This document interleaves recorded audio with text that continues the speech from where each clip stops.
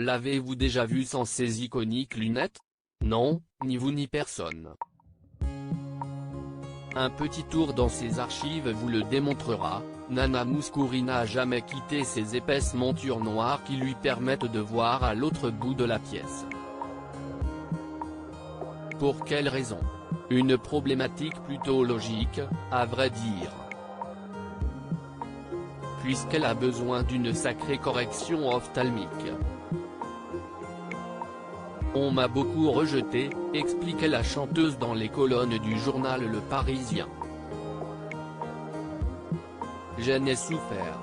Pour mes lunettes, d'abord. J'étais l'une des premières à en porter et on m'a souvent demandé de les retirer. Je ne l'ai jamais fait car je suis myope, ce n'est pas pour me donner un style. Et ça me protégeait un peu car je suis timide. Tout droit venu de la Canée, en Crète, Nana Mouskouri est devenue une icône de la mode et de la musique à travers le monde.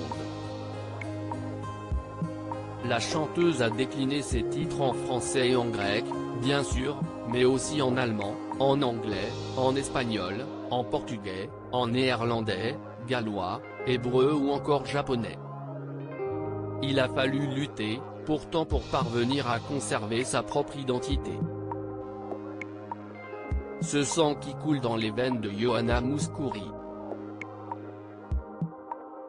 On m'a aussi demandé de gommer mon accent, d'abandonner Nana, que ça faisait mauvais genre, regrette-t-elle.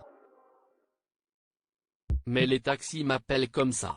Une bonne raison de poursuivre sa route comme elle l'avait commencé. Si Nana Mouskouri apprécie la protection que lui offrent ses lunettes, la voilà, plus que jamais, hors d'atteinte.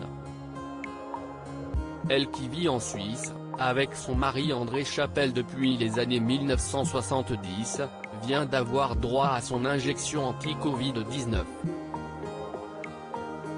Le 13 janvier 2021, l'artiste partageait une photographie sur laquelle son visage était recouvert d'un masque et de protection solaire, alors qu'elle se faisait finalement vacciner.